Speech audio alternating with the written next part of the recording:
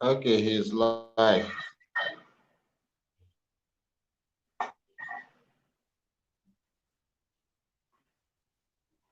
Show, and we are live and streaming from Lagos, Nigeria, Africa to the world.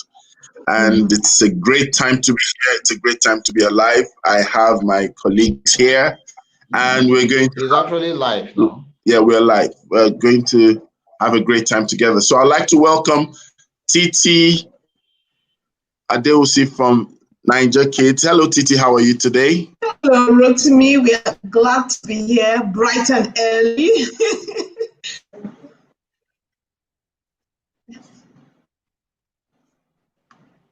We are live. Yeah, we're live. Yes. So Mr. Jude is also here. Jude Ashedu, the EdTech strategist. Hello, Jude. Are you there? Mr. Jude, can you hear us? You said? Yes, I can hear you. I can hear you. Okay. So what we're going to do is we're just going to start. This is the first. Should I call it episode or should I call it first? What do we call it, Titi? First episode, season 1.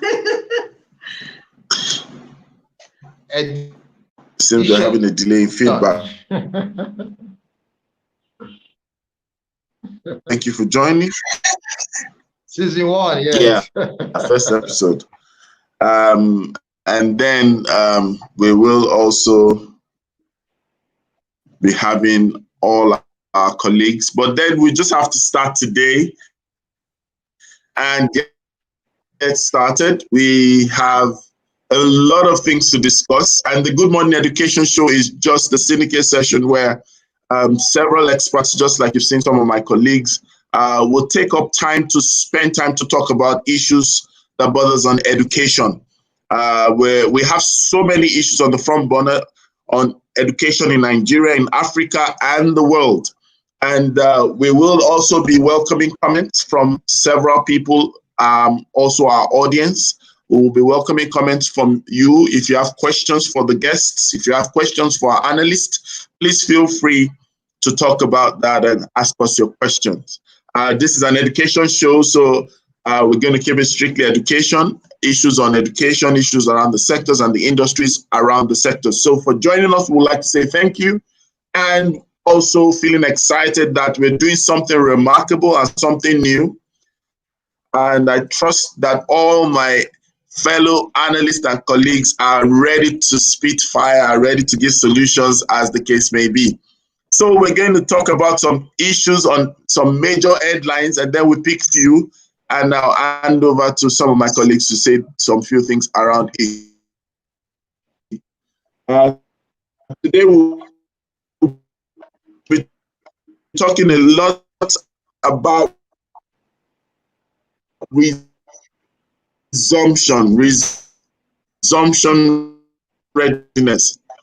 And if you've been online or even if you've been offline, there's resumption. And we need to talk about readiness for how prepared our schools. We need to also talk about the WAEC and the external exams that we've been, and then some schools in Lagos, for example, that have been sealed off by the Ministry of Education. These are many more, some of the things that we will be talking about. So let me hand over to Titi. Titi, are you there? Yes, I'm here loud and clear. I think it's interesting when we talk about school resumption. Okay. Okay, I see someone is joining. When we talk about school resumption, the first thing that we have to be discussing is safety. Paramount is the child's safety. So what are the guidelines? I think that's very important now. The guidelines for resumption should be very clear and should be shared with all the schools so that they are prepared, and they can tick all the boxes. As a parent, I'm saying to myself, under what conditions would I allow my child to go to school? So if you look at the private schools and then the public schools, one of the things that we know is that there is a discussion around wearing masks.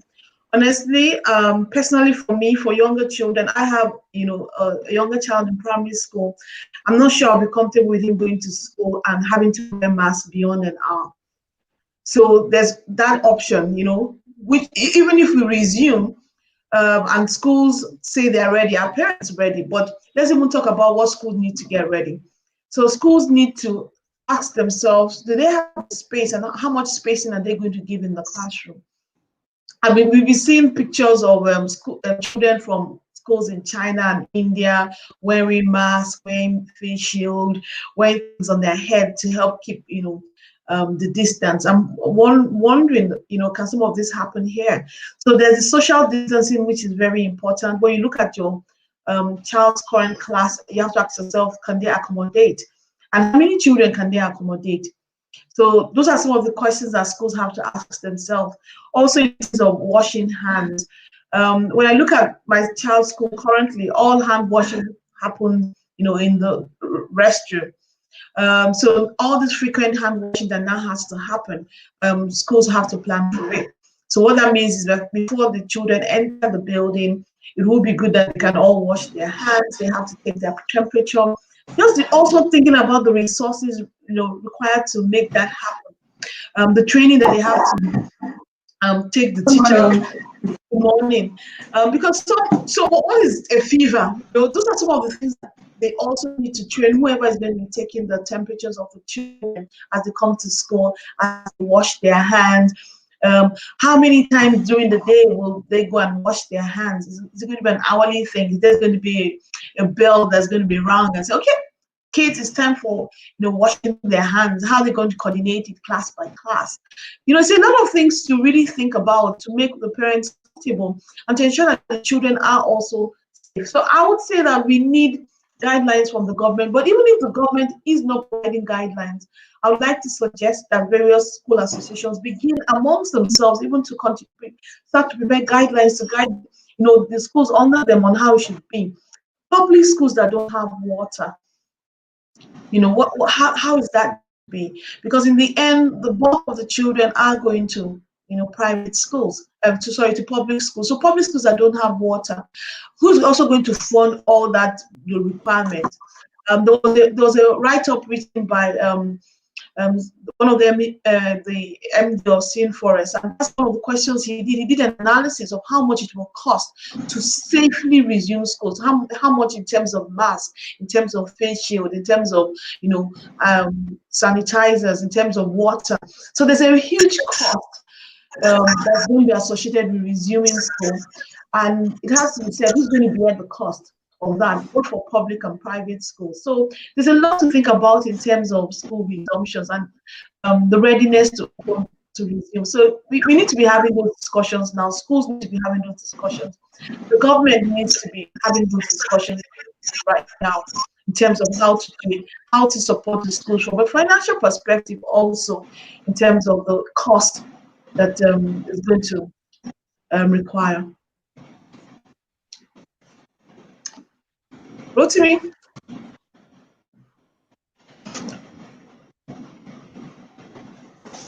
Rotita, are you there? Yes, I'm there. Okay, so you mentioned that there's something you mentioned which is quite critical. You talked about power supply, and I said no, water supply actually.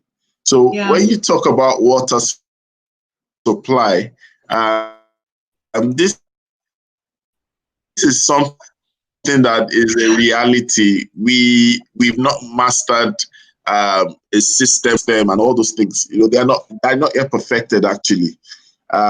So how do we look at a situation where normally in public schools and in some level of grade of private schools, we have toilets under lock and key, so there's always a padlock. All these things are actually concerns.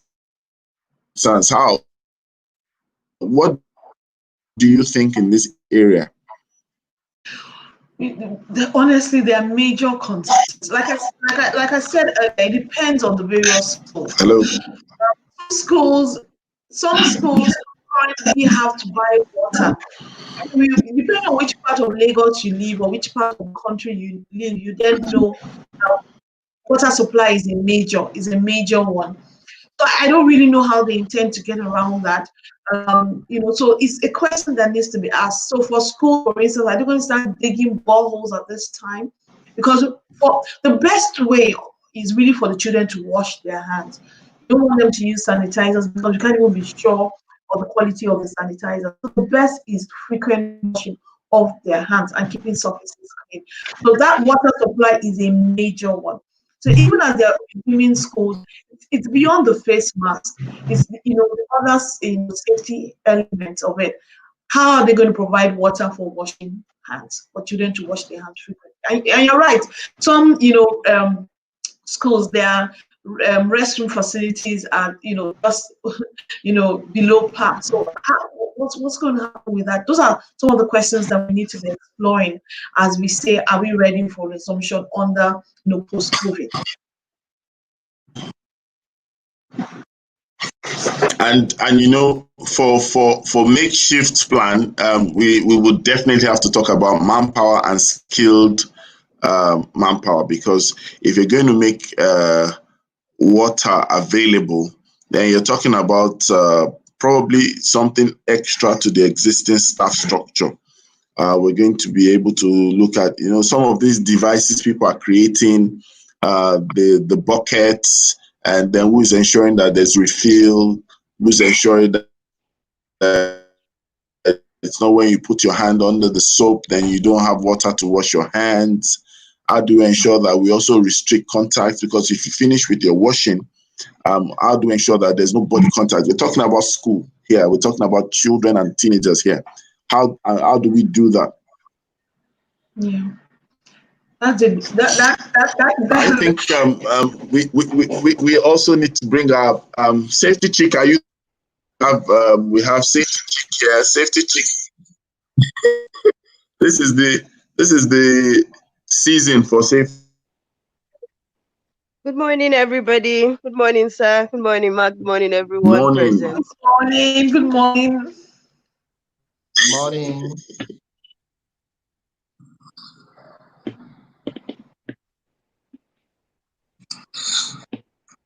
Would you like me to answer that Yes, question, we can hear you. sir? Yes, this is your area of expertise, so we're really looking forward to hearing from you.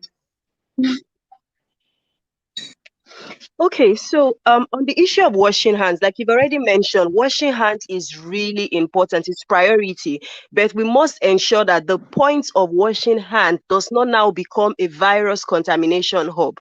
Because from the point where people are going to turn on the tap and turn it off with clean hands, so it's something that needs to be really thought about. So as much as possible, if it is possible, schools should have devices where children are not necessarily touching. Maybe I saw a device that was created where you use your feet to pedal, and it comes the tap comes on, and then the same for turning off. And then, but you see, sometimes not every school might be able to afford such gadgets. So how can we improvise? I'm really great on improvising to suit our context, because I realize that not all schools are on the same wavelength in terms of finances. So how can we improvise? It could be that the children are taught when you are done washing your hands, it's either there is someone else, an adult, who is going to be tasked with being the one to turn on and turn off the taps for them, or when they're done washing their hands, they wipe their hands with a paper towel, then use that paper towel to close the tap, so that way they're not putting their clean hands on something that that's already contaminated. But you see, the first step really in putting safety systems for every school is for every school to actually go back, like management, go back to school, go and visit your school and even see what's on ground. I saw a post recently where someone went to school and saw that area boys had actually revamped the school for them to lodge in this period of the lockdown. So that means, and she said there was fencing all around. They had closed the staff room, all sorts. So the first step really is, because we have a fixed date now, school management needs to go to school and even see what is on ground. If you go to school and you see that you now have creeping things that have taken over a segment of your school, then you need to begin to think of how are you going to get these things out? Are you going to just clean and disinfect, or is it fumigation that will be necessary to move out the various creeping things that is now in your school? If it is just dust, of course, you can just clean and disinfect. But you know, different schools have different realities. So the first step is to visit your school and see what is on ground, and then create a unique plan that will suit your context. Because not every there's no one size fits all. Yes, we have the standard protocols that everybody should follow, but you must domesticate it to suit your unique context. So what, like you mentioned, there's some schools that do not even have running water, so they always buy water. So does that mean in this school now they are going to double the amount of money spent on water, and then to avoid waste, have a teacher in charge of that so that the children are not playing with the water? So these are the things that must be done. So a proper risk assessment, go to your school and even see what is on ground, create a plan that will suit that your context, ensuring that at the bottom of it, we always have social distancing, we always have washing of hands, we have the use of face masks, face coverings as it were, and then cleaning and disinfection. These are the 4 priorities. Yeah. So any plan that any school is going to have must feature these 4 priorities. Okay. So, Rotimi, let me play, a bit of the devil. Okay, thank you so much. Rotimi, I will say let me play a bit Yes, of the devil. please, go ahead. A lot of what we are saying Yeah, you has can. financial implications, right? Most schools have barely earned revenue in the last Absolutely. couple of months. So my question, and honestly, if you try to even just estimate this cost, because remember that this is something that will be happening every day, a lot of time a day. And like, Safety Chick said, with little children, there's room for waste. You have to just plan in the waste. So in the end, this thing is going to amount to significant cost. Most parents are at the place where they're even reluctant to pay the fees, and some of them are not even ready to resume school. So my question would then be, speaking on the, like a school owner, who's going to bear this cost? So for public schools, who's going to be helping them provide the water, the soap? Because the amount of soap that you then need to now use, and as much as possible, most likely won't be the bar soap. You most likely want it to be the dispensing liquid soap. Who's going to bear the cost of the liquid soap? Well, they need to buy thermometers. So they're going to have to buy thermometers, and most likely won't need one per school, because based on the numbers of children coming in, you want to at least be able to do checks, 2 per school. If you have to be buying water in your school, who's going to bear the cost? So I think for me it's important that as we talk resumption readiness, we should also be talking about the cost. Who's going to bear the cost of the PPE? Eddie here, and we are having fantastic comments. What support online is going to be given?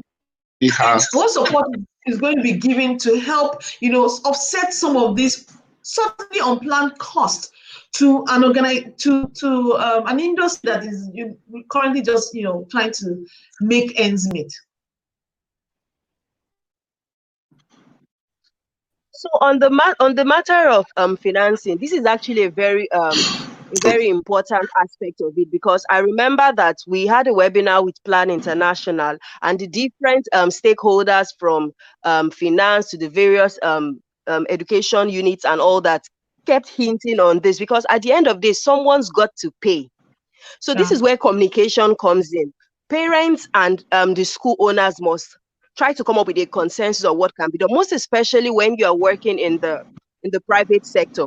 Yes, we know that we are supposed to expect maybe some sort of assistance from the government, but I need us to think, like you said, be the devil's advocate. If this external funding or resource is not going to come, how can we improvise and work with what we have? Bearing in mind that the rule has been stated that only schools who meet certain criteria will be opened. So which means if your school doesn't meet certain criteria set by government, you will not be allowed to resume, even though others resume.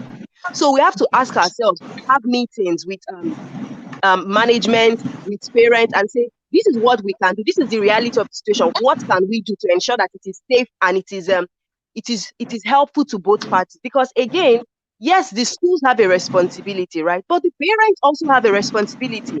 I've been Yes. on various Instagram sessions where the parents say they are not sending their child to a school till 2021.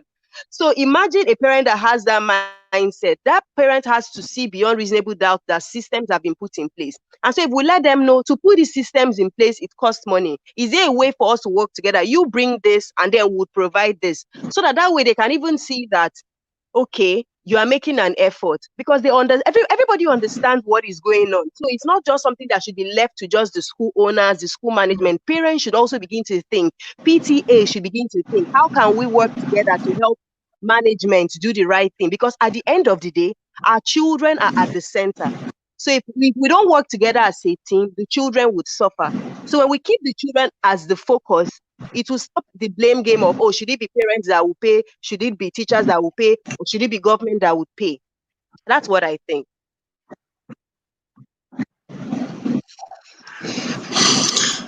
Fantastic. I think we need to bring Jude on board. Jude, you need to tell us something, and which really brings us to the issue of we had about the Lagos State sealing off private schools. Titi, I'm sure you heard about that. Yes. Mr. Jude, are you there?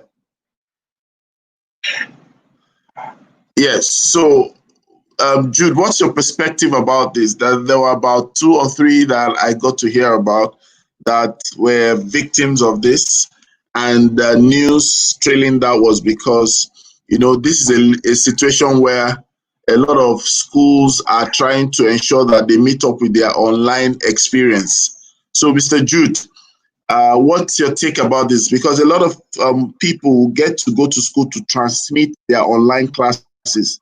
And I guess that's what's one of the explanations some people gave, that the reason they had teachers in school was because they were not actually opening school, but they were trying to use the faculty of the school to project their online school e-learning platform.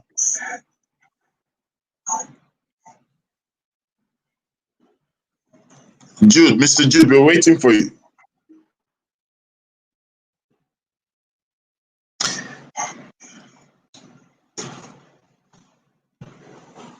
Mr. Jude, are you there? Okay, so while we're waiting for Jude, Titi, what's your take on that? What's your take on that? Honestly, I think, you know, full investigation needs to be done, and the government should not come like a policeman with a stick. Let's come in more of a understanding, you know, attitude. So that's what I'm saying. You need to investigate. If truly there were no children in the school, then it means that the school wasn't open in that sense. So, but because it really, I mean, my children are doing online, and when the teachers are at home doing the online, you know, the internet keeps going on and off, on and off. Sometimes my son complains that he spends most of his time waiting for the teacher to log back in because the internet from where the teacher is teaching is poor. So some schools then thought, you know, we have this internet in school, so maybe the teachers go to school, go from there and teach, which for me made sense, because there's also a cost saving to it, you know, the fact that I've already invested in internet in the school. I think that was what was happening, and they were maintaining all forms of necessary safety. I think the government should then unseal their school. But if they were actually having school, which means that there were children there that were being taught, then that's a direct, intervention, contravention of the government's policies. And so yes, in that case, it's justified. So I think it's really, what I would then say is I'll ask the government to please investigate and ensure that it's the later, not the first case, and show mercy and leniency for situations where it was that the teachers came to school to do the teaching from there for the online learning. I think it's Jude. Are you back? Jude. Is Jude back?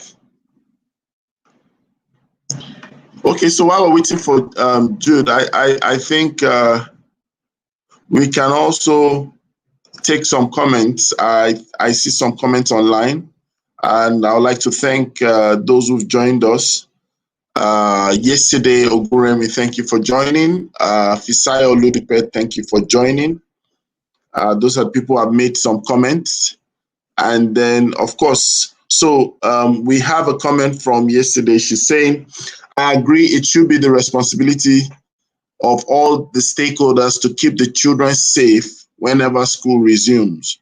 However, it will help if it's possible to get an idea on the different costs. Absolutely. That was just to buttress on the point you were making, Titi, as well as Safety Chick. So Safety Chick, do you have something to say to this comment, and also to the closure of some schools in Lagos in particular? Okay, so regarding the comment about costs, yes, this is actually why the school management. Safety Chick. Hello, can you hear me? Yes, we can hear you.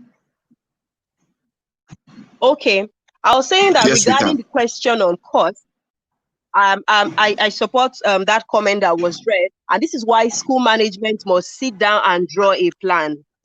Put the costing, what are the things that will be needed, what would it cost, and then begin to have these meetings, because we're actually behind time, if you ask me. I've been speaking about school resumption since May, and this is July now, and we have a date for August. So we're actually behind time. So everyone needs to move with some form of speed, regardless of how you feel about whether we are supposed to resume or not.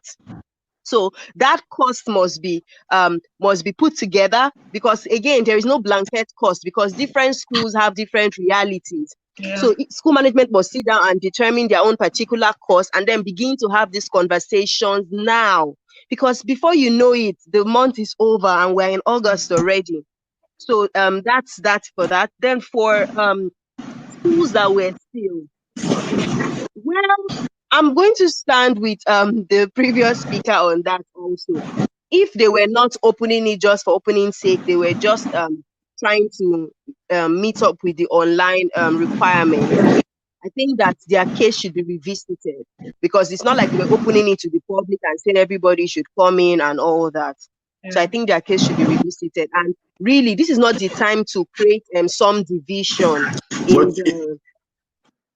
in the environment, because already this is a dicey situation. Many school owners have not made money this period. If anything, they've actually spent more, and this is not the time to do things that will make them feel discouraged. And I mean, I read a story of a school owner who had to even sell his car so that he could still pay salaries. I mean, a lot of school owners have made some sacrifices. So this is not the time to make them feel bad, or make them feel like nobody is supporting them, because again, if government is not even bringing money to support their plans for resumption, they should find other ways to encourage, make them feel like they are seen, they are supported, and not feeling like they are just waiting to slam penalties on them. Nobody would feel good in that kind of environment. I completely agree with you. Thank you very much. I'm gonna ask. So Titi, I'm going to ask you a question, and Safety Chick, I also will ask you a question. But before I ask the question, Fisayo is saying on YouTube, she's saying, how many children can be in the current class space compared to the post-COVID scenario to ensure social distance is maintained? Do you want to touch on that a bit? Okay. You could go ahead. Go ahead, Safety Chick. Okay. So I saw a circular that went around some days ago that is saying 30 students in class. But you see, different classrooms in different schools are different sizes. Yeah. So even that 30, for some classes, that might be too much. So the social distancing rule is 2 meters. So as much as possible, that should be what anybody should work with, not just the number. So if you work with 2 meters, work with 50% capacity as opposed to full capacity. So I think those are the parameters we should bear in mind, because bearing in mind that different classrooms are different sizes. So 30 in some classes might be too much. So we should bear in mind 2 meters, and we should also bear in mind 50% capacity as opposed to full capacity. And again, I will always stress that this is dependent on your unique context. You must take your context into consideration when you are applying safety measures.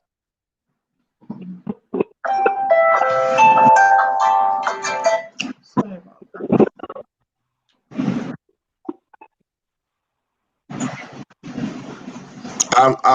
I'm quite excited. I'm quite excited about the feedbacks we're getting online, and I would like to appreciate John's. We have people from. It shows that education is really something that should take a center stage, and conversations like this and many more like this should actually take place. Titi, so my question to you, being a parent and also being a business person, you work within and outside the space, right? Yeah. So let's look at the realities behind some of these concerns, especially the question around this resumption. Is it going to be third term or is it going to be first term? Because happened. We were trying to say we have to have the same calendar. I witnessed some weeks ago, 2 Sundays ago, some schools had their graduation on Facebook. Mm-hmm. And they had ended the session. They are starting third term this week. And then we're having schools being told to resume with their terminal classes this week. The question is it third term? Is it first term? Is it weird term? Rotting it is weird term. That's the What truth. exactly is the term? Honestly, I don't know. I think what's going to happen is that it's going to be different for different people. This is a situation, there's no one size fits all, because different schools have been at different, have been doing it differently. For most of us that have been doing online school, the truth is that they've been doing some form of third term, because what are you, teaching them? They've been doing a bit of third term. Most of those people doing online schools. So nobody really knows, because in the end, there are some checkpoints that kind of bring all of us to the same destination. So those are those external exams. So there's the common entrance for primary school, there's the junior secondary, and then there's the YX senior secondary and NECO. So whatever term that you're doing, whether you're behind or ahead, when we come to those functions, you just have to do catch up. So or you have to wait if you are moving too fast. And that's really what's going to be the reality. Those checkpoints, those standard tests and those standard exams that would then really determine where we are. So if a school rushes to do second term, third term, first term, they will still have to get to the point where they wait for those exams. So, that's really what's going to happen, because those things are the rallying point for everyone. So if you've done third term, and if you finish third term, the truth is that even if you start, it's really at those exam classes that, things have to wait for each other. For the others, they can go on. And remember that public schools have not started. So most of the people that have done any form of schooling have been mainly the private schools. So, I'd like to interject there. I was told that there was a time that the public schools were considering, or better still, the authorities equated their radio, online, and some of the interventions as their third term. That was some weeks ago. So, well, you know that there's a lot out there that is subject to interpretation. I would like to hear, but the challenge with that is that, once you provide an environment where everybody doesn't have equal opportunity, then it's harder for you to, use one brush. Remember that we are in Nigeria. So even though you've been providing radio service, the first question is, do I have a radio? The second thing is that, do I have light? even if I have a radio. So as long as those factors that really create the inequalities, you can't use a brush and say, oh, we finished third term. And I'm sure the government is aware of that because they don't know how many people, they can't really say how many people have been able to access those things. They provided a stopgap, but they can't, I'll be surprised if they now say that stopgap, is the brush that we use for everyone. So I mean, these are unprecedented times. Nobody really knows how. We just keep taking a day at a time. But that's why I say that we are in weird term. Nobody really knows if it's second term, if it's third term, or we are preparing for first term. But the wonderful thing about school is that when we are ready to go, we can do catch up. So that's really it. We can do catch up. So once everything is settled and there's more clarity, schools can have a comprehensive plan to do catch up, whether to do catch up for third term or to do catch up for first term. So I would say let's not over worry about that. Let the paramount thing be the safety of all parties, both the children, the teachers, and the schools as well.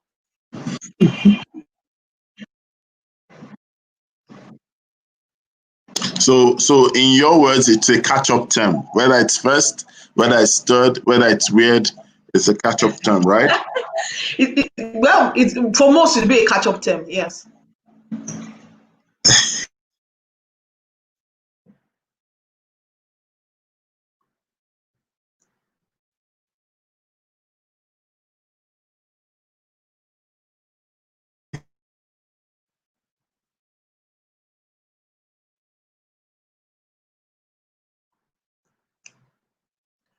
Hello, Rotimi, are you still there?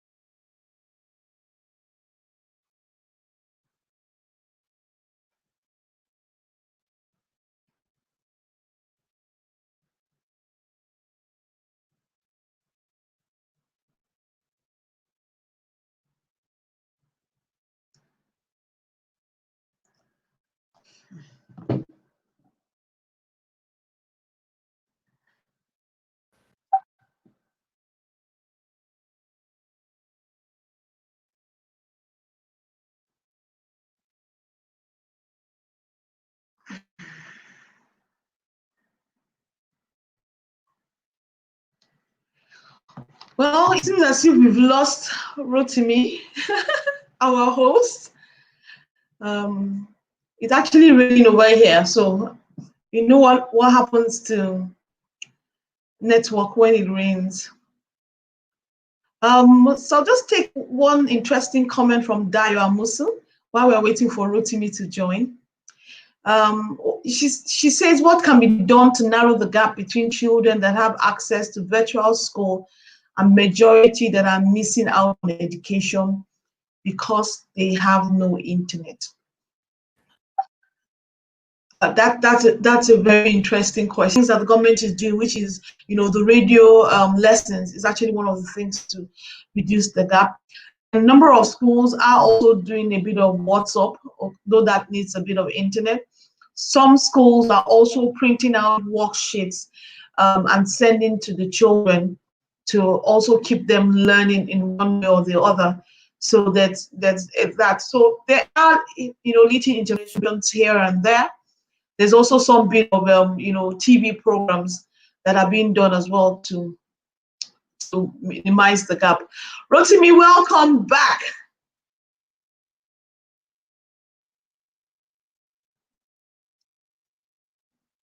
Rotimi, can you hear me? Welcome back. We're talking about, I can hear you. We're talking about internet, and then the internet decided to say, I'm here. I'm telling you. So you can imagine what online learning has been in the past couple of you've been weeks. able to treat the question, I believe. Yes, I have. Yes, I have. Hello? Are you there? Yeah. Titi? Yes, I can. Yes, I can. Loud and clear. Especially the season is now like a rainy season. So the season actually will witness a lot of connectivity issues, definitely.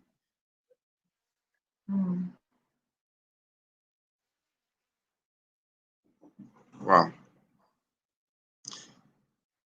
Okay, there's another question.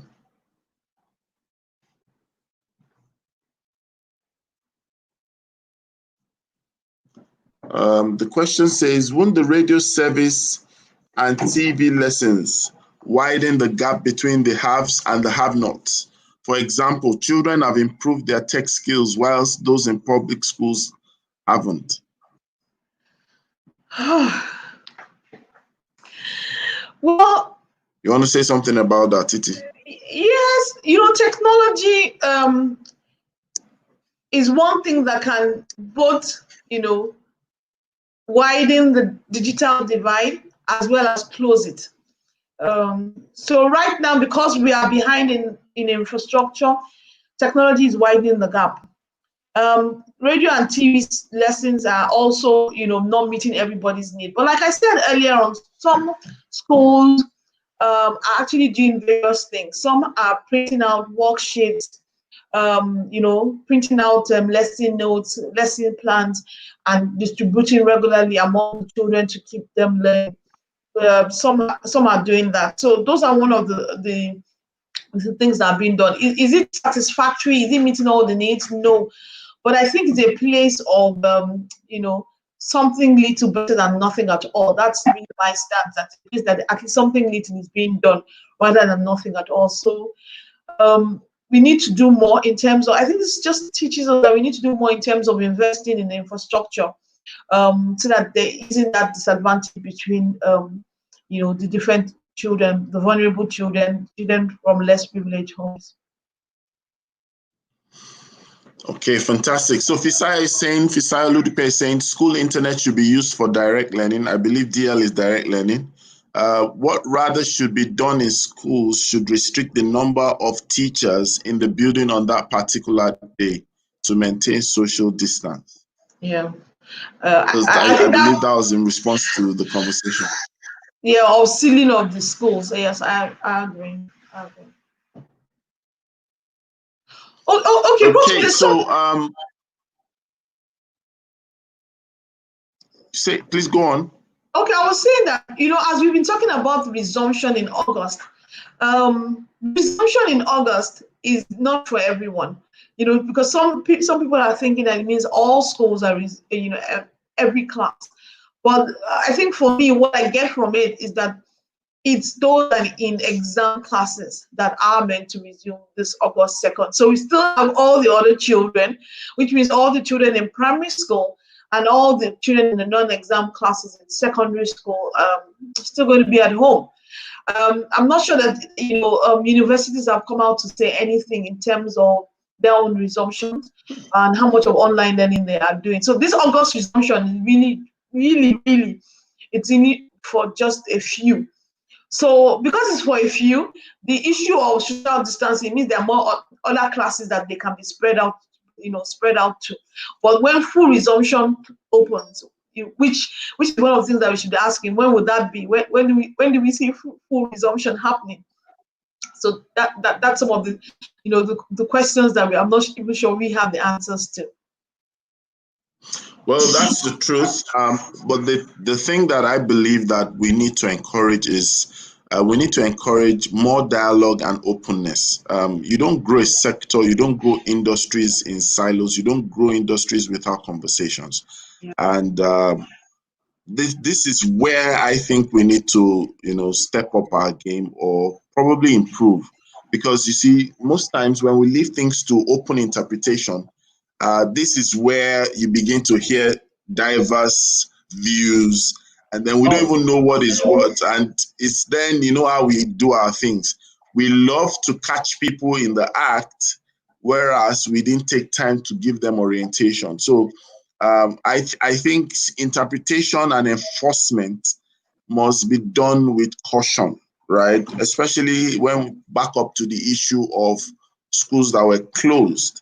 It's possible that somebody tipped the government and said, oh, I noticed some people in the building that, and they didn't ask why. Is it possible that they came in for fumigation? Is it possible they're doing cleaning routines?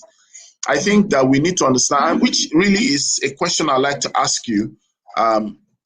What is the cost of schools folding up? What's the cost to us? What will it cost us as a sector? What will it cost us as a nation? Because obviously we know businesses are not just shutting down, businesses are dying in this period, and school businesses are not exempted. So what is the cost? Because it seems like it's not bothering anybody. What exactly is it a cost if you lose schools to shut down? Wow, that would be like we're taking a couple of steps backwards. Remember where we started from was that, you know, there are public schools. Public schools could not meet the demand out there, and that's what really gave rise to the birth of private schools. So private schools came in to meet a demand. Even till now, that's why more and more mushroom private schools shoot up in areas, because they know that, you know, there's the demand. So you go here, there's so many schools because there's a demand. There are a lot of people that have children, they want their children to go to school and they want their children to have quality education. So there's that serious demand that far outweighs the supply. So once the supply is further reduced, then you can imagine that it's going to be really catastrophic. Not only with that, be some of the achievements we've made where some people have started going to school. You know, during this period, there's a high likelihood that they won't come back to school. So people that their children have started going to school and they have been going to school, once schools have been closed for so long, they say, just come and stay, you know, with me in the market, in my shop. So there's a higher likelihood that we're going to even lose more children, you know, who would no longer be receiving an education because, you know, they've been closed down for a while. And so their parents have said, you know, come, you need to just earn some money. So there's a lot of that. So it means all those, you know, achievements we've made where we had increased school enrollment, we're just going to go backwards. You know, the essence of schooling is being questioned. Is lost because, you know, now. Yeah, I mean, Nelson Mandela's quote is really just so. If you really want to make any serious stride in the nation, it starts with the education of the people. The more you can open the mind of people in Nigeria, for instance, we need more people enlightened. We need more people knowing about their rights as citizens so that they can also ensure they demand these rights from the government. We need more people standing up, you know, raising their voice. I mean, see, like Black Lives Matter, the more we can raise our voice and make a demand, then changes begin to happen. It calls for changes. And this can only happen when we have an educated mindset. We have the population, we have the size, but most of these people are not educated. So the changes and the impact we can make, we can't make them. So schools are so critical to this. And if we, you know, reduce the amount of school children that are being enrolled because schools have, you know, closed up. Remember that last year there was a lot of the figures of the fact that 10.5 million children are out of school. And Nigeria accounted for most of it. And that was before COVID. So imagine with, you know, a post-COVID situation, what's going to happen? That 10.5 million will just, you know, just hit the roof. So it's really something that government need to realize, that schools are critical to the ecosystem of the country, and they need to then make certain concessions for them to ensure that they continue to be a going concern. So whatever they support, they need to start giving schools, they need to start doing that, both for public and private schools. Okay, let's just take a comment. Fisaya is saying a very fantastic thing. I hope a lot of people get to see this. She said schools should take their time to start, and I really love that. We seem to be on this, I don't know, it's like there's a race or competition of some sort that doesn't even allow people to understand that there's a place of strategy in the committee or scheme of things. And so she's saying that schools should take their time to start. They can have options such as continue with distant learning, or 2 days live, 3 days distant learning, 5 days full live school, and the adjustment as time goes, which, you know, sometimes I feel we we are acting like we are afraid of any form of adjustment. I don't understand. You know, calendars are not mystical. It's subject to human construction, and we've seen it happen from time to time. I recall that growing up, if my birthday fell on a weekday, I will have to wait till a Saturday before I could celebrate my birthday. And it happens to people, also adults as well. So why is it now that to change calendar becomes almost a rocket science? I don't know. What's your take? Oh, honestly, I agree. Well, let's not be in a hurry. Let's make adjustments. COVID has taught us that all the things that we thought we couldn't make adjustment in, we actually can. And I think this should be no different. Let's make adjustment. We know that we're used to a 5-day school, but we have to ask ourselves maybe what we should do is a 3-day school. So a 3-day school means they come on Monday, Wednesdays, and Friday. And then we are used to a morning school, maybe it means it needs to be an afternoon school. So we need to make the adjustment. I think what it is keep the goal in mind. Child safety paramount. The child is learning paramount. And then let's see what adjustments we can make along that. So, and the calendars can be fixed.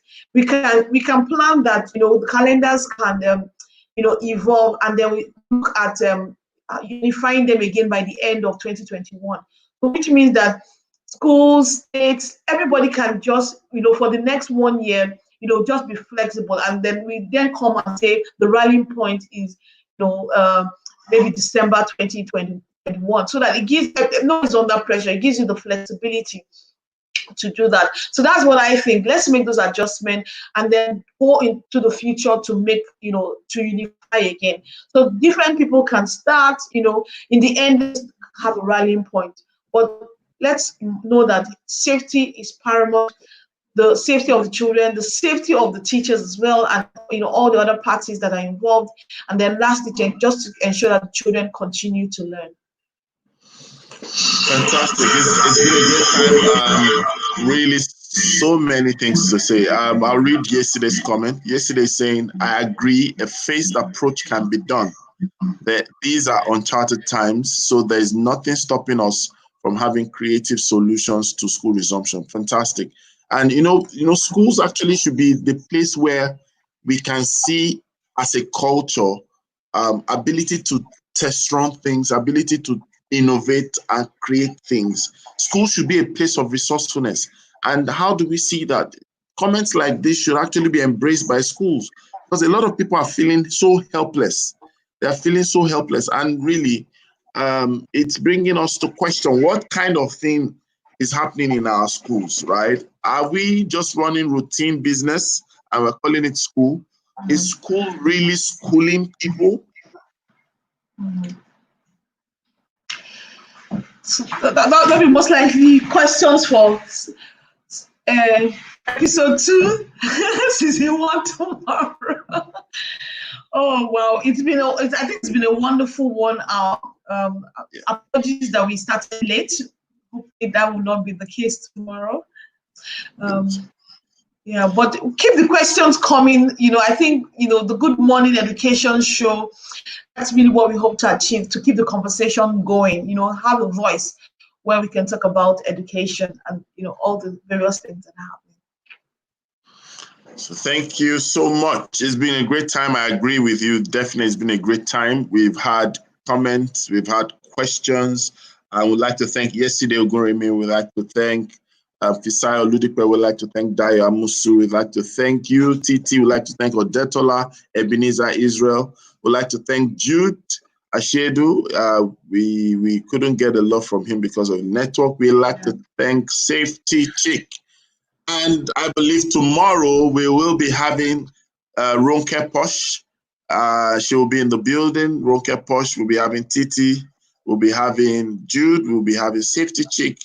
We'll be having myself. And then we'll be having Ebenezer Odetola. We want to ensure that we come across the issues from as many views as possible.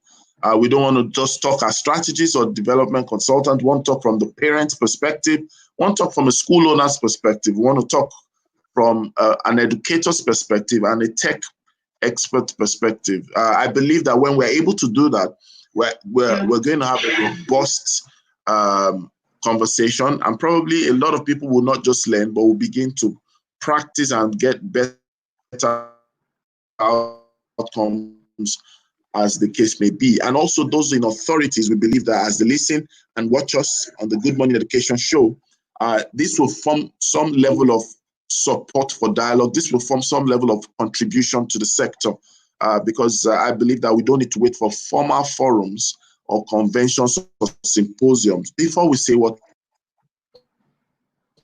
matters. And a lot is happening in the sector.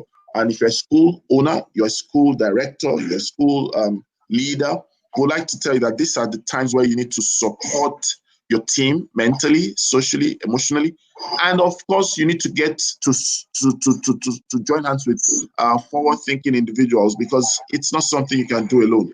Leadership will be very tough in these times because you need strategy, you need consultants, you need so many things. You need a lot of, and you know, these are times where we have to be open and sincere. If you need help, seek help. And of course, teachers should use this period to develop themselves.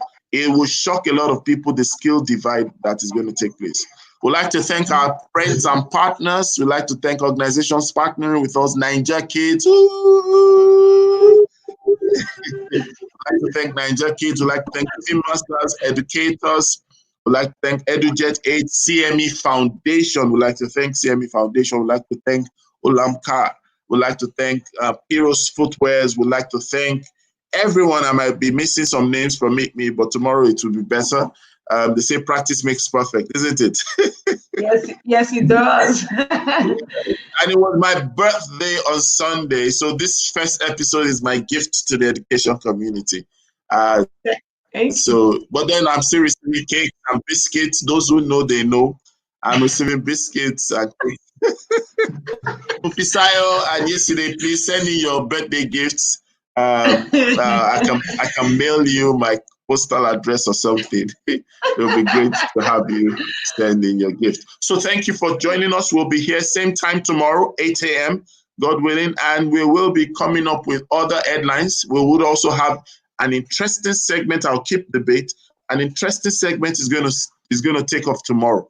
On the Good Morning Education show, it's going to be content, it's going to be communication, it's going to be connectivity. So till we see you all tomorrow, I would say have a great day ahead. Bye. Thank you very much.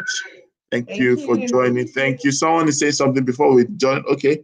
Okay. Happy belated birthday. Send my biscuit. Come on. Yesterday you are sending my biscuit. My biscuit, not yours. My biscuit. Thank you. And God bless you. Thank you, everyone. Bye. Bye.